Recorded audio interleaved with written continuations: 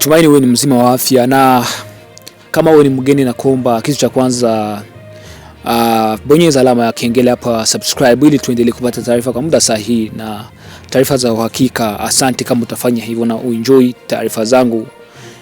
Na tukianzia habari zetu huko mjini Uvira ni kuwa mvutano bado ni mkubwa katika mtaa wa Songo asubuhi ya leo hii katika manispaa ya Kalundu mjini Uvira baada ya mauaji ya mwanamke mzee yaliyotokea Jumatano tarehe ya leo 17 Juni mwaka 2027. Mwanamke huyo aliuawa katika tukio linaloelezwa kuwa ni haki ya kujichukulia sheria mikononi uliofanywa na wa Mai Mai.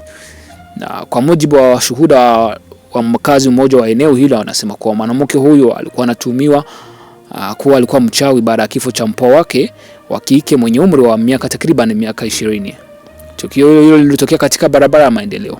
Hadi Alhamisi hii asubuhi, hali ya taharuki ilikuwa bado inaendelea katika mtaa wa Songo huko mjini Uvira. Shirika la kiraia la Mai Mai Sosiso RDC limelaani vikali vitendo hivyo vya kinyama, likisema kwamba matukio kama hayo yanaendelea kutokea mchana na usiku katika eneo hilo la Uvira. Katika taarifa yake, Kelvin Bwija, rais wa Sosiko RDC, ametoa wito kwa mamlaka za eneo na vyombo vya usalama kuimarisha mifumo na mikakati ya kulinda wananchi kwa amani na pamoja na mali zao. Afisa mmoja wa polisi aliwasiliana na waandishi wa habari, amethibitisha kutokea kwa tukio hilo, lakini hakutoa maelezo zaidi kuhusu maendeleo ya uchunguzi yanayoendelea. Janga hili limefungua tena mjadala kuhusu tabia ya Mai Mai kujichukulia sheria mikononi mjini Uvira, jambo ambalo mara nyingi huhusishwa na tuhuma za uchawi. Mashirika kutetea haki za kibinadamu yakumbusha pia kuwa hakuna mtu anayepaswa kujichukulia sheria mikononi na kwamba ni vyombo vya sheria pekee vyenye mamlaka ya kutoa adhabu. Na ikumbuke kuwa jana Uvira, jana usiku ni wakumbusha kuwa kuna masasi ilikuwa ikisikika jana mjini Uvira baada ya ushindi wa Leopard dhidi ya timu ya Portugal. Jana kulikuwa na masasi, labda hiyo masasi ilienda na uhai wa huyo bibi au huyo tate. Mai Mai wakasingizia kuwa alikuwa mchawi. Na tukielekea kwenye milima mirefu ni kuwa MRDP imetoa chapisho wakati taarifa mbalimbali zikiendelea kusambazwa kwenye mitandao ya kijamii na vyombo vya habari kuhusu hali ya usalama mjini Minembwe au teritoria ya Minembwe.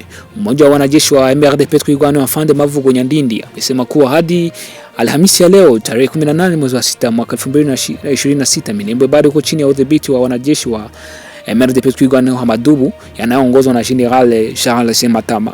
Katika ujumbe wake, Mavugo alisema kuwa hakuna mabadiliko yaliyotokea kuhusu uongozi na udhibiti wa eneo la Minembwe, na alisisitiza kwamba MRDP Twigwane pamoja na vijana wa eneo hilo wanaendelea kuwa na shughuli za kulinda raia na kuhakikisha usalama wa eneo hilo, licha ya kile kinachosema kuwa ni shinikizo kutoka kwa majeshi na makundi yanayoshirikiana na serikali ya Kinshasa. Mavugo alisema, na mnukuu hapa akisema kuwa Minembwe bado iko chini ya mikononi ya wanajeshi wa General Charles Sematama Amadubu. Vijana waliojitolea kulinda wananchi wanaendelea na majukumu yao licha ya shinikizo linalotoka kwa muungano wa jeshi yanayounga mkono na utawala wa Kinshasa. Kauli hizi zinakuja wakati ambapo kuna taarifa nyingi zinazokinzana kuhusu hali halisi ya usalama wa Minembwe na maeneo ya milimani yanayozunguka, ambako mapigano kati ya pande hizo hasimu zinaendelea kuwatia hofu wananchi. Na Mavugo bado alisema kuwa hadi sasa wananchi wa Minembwe wanaendelea kuwa na waangalifu na kufuatilia kwa karibu hali ya usalama, kwa kisisitiza kuwa maisha ya kila siku yanaendelea licha ya changamoto za kiusalama zinazojitokeza katika baadhi ya maeneo. Alitoa taarifa yake hiyo kupitia mtandao wa X uliokuwa unajulikana zamani kama Twitter. Taarifa kutoka maeneo mbalimbali ya Minembwe zinaonyesha kuwa shughuli za kijeshi zinaendelea katika baadhi ya maeneo ya Fizi, Mwenga na Uvira, ambapo pande zinazopingana zinaendelea kujaribu kupanua maeneo yaliyo chini ya udhibiti wao. Hali hii imewafanya wananchi wengi waendelee kuishi kwa hofu kutokana na uwezekano wa mapigano kuzuka tena wakati wowote.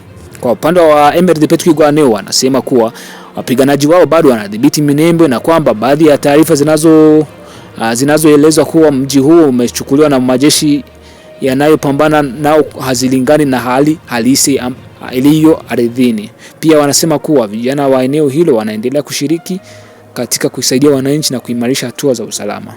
Wachambuzi wa masuala ya usalama wanasema kuwa swala la Minembwe linaendelea kuwa moja ya changamoto kubwa za kiusalama mashariki mwa demokrasia ya Kongo, ambapo makundi mengi yenye silaha ya majeshi ya serikali na washirika wao wanaendelea kupigana katika maeneo mbalimbali ya nchi.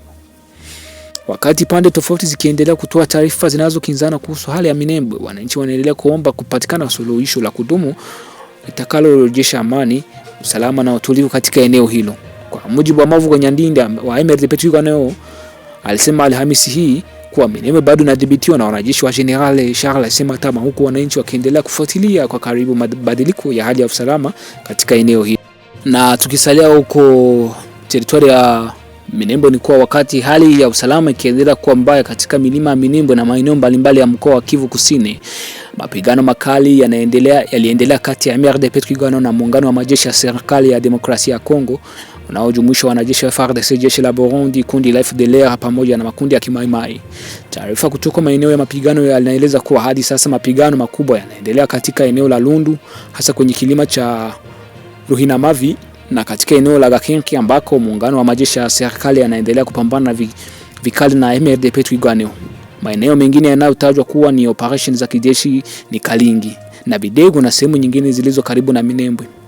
Kwa mujibu wa taarifa zilizotolewa na mwananchi mmoja na vyanzo vingine vya eneo hilo, ni kuwa MRDP Twirwaneho inaendelea kupambana na mashambulizi hayo kwa lengo la kulinda raia, kuzuia kusonga mbele kwa vikosi vinavyopambana nao.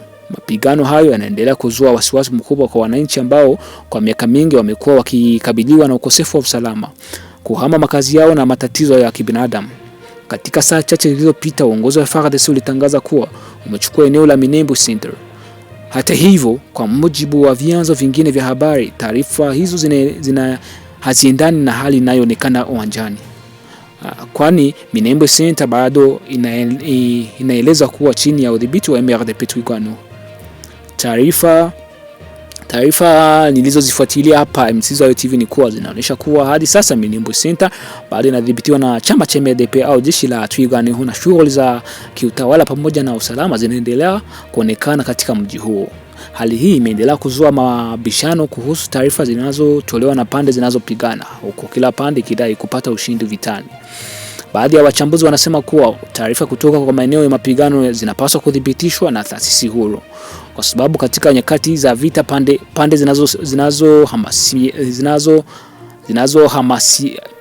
hasimiana mara nyingi hutangaza habari zinazolenga kuongeza morali ya wafuasi wao. Wakati huo msemaji wa AFC M23 Twirwaneho Lawrence Kanyuka alitoa taarifa kali akipinga matamshi ambayo Rais Felix Tshisekedi alisema kwa hivi karibuni akiwa mjini Houston nchini United States Marekani. Alisema kwa katika taarifa hiyo AFC M23 ilisema kuwa wananchi wa Kongo wapatanishi wa mazungumzo ya amani na washirika wa kimataifa wameona matamshi ya Rais Tshisekedi kama yanadhoofisha mazingira ya utulivu yaliyotokana na mazungumzo ya Doha. AFC M23 Twirwaneho kama serikali inadai kuwa matamshi haya yanaweza kuchochea lugha ya chuki, kuongeza ubaguzi dhidi ya baadhi ya makabila ya jamii za Kongo na kuongeza migawanyiko katika raia wa nchi hiyo. Kwa mujibu wa muungano huo, nchi inakabiliwa na matatizo makubwa ya kisiasa, kiusalama na kibinadamu, hivyo kunahitajika mfumo mpya wa utawala unaozingatiana na haki ya usawa kwa wananchi wote mbele ya sheria, ujenzi wa taasisi imara na kuimarisha umoja wa raia wa Kongo. Serikali ya M23 Twirwaneho ilisisitiza kuwa itaendelea kulinda wananchi, maisha yao, mali zao na heshima yao. Itaendelea kupigania utawala unaozingatia sheria, wajibikaji na maslahi ya umma. Wakati pande mbalimbali zikiendelea kutangaza maeneo walioshinda na mafanikio wanayodai kupata, wananchi wa milima mirefu ya Minembwe wanaendelea kuwa waathirika wakuu wa mapigano hayo. Ripoti mbalimbali zinaonyesha kuwa watu wengi wanaendelea kuyahama makazi yao, huku wengine wakikabiliwa na matatizo ya kupata chakula, huduma za afya na misaada mingine wa msingi. Na wafuatiliaji wa hali ya usalama Minembwe wanasema kuwa amani ya kudumu itapatikana kupitia njia za kisiasa na mazungumzo yanayohusisha pande zote zenye migogoro, badala ya kutegemea nguvu za kijeshi pekee yake, kwa sababu ziweze leta suluhisho amani. Hadi wakati taarifa hii inaandikwa hapa ama nayetoa hapa kwenye Msizo wa TV, mapigano nasikia ni kuwa bado yanaendelea katika maeneo ya Lundu na Ruhinamavi na Gakenke, huku wananchi wakiendelea kufuatilia kwa karibu hali ya mapambano na maendeleo ya mazungumzo ya kisiasa yanayoendelea katika ngazi za kikanda za kimataifa. Naam, na niwashukuru ndugu zangu kwa taarifa za leo jioni, na tupatane tena majaliwa. Mungu awabariki na Mungu aendelee kuwatia nguvu na support hii mnaendelea kunipa haya. Mmenionyesha upendo wa dhati. Mungu awabariki sana. Nimeshukuru sana na muwe na jioni njema. Asante. Chao chao.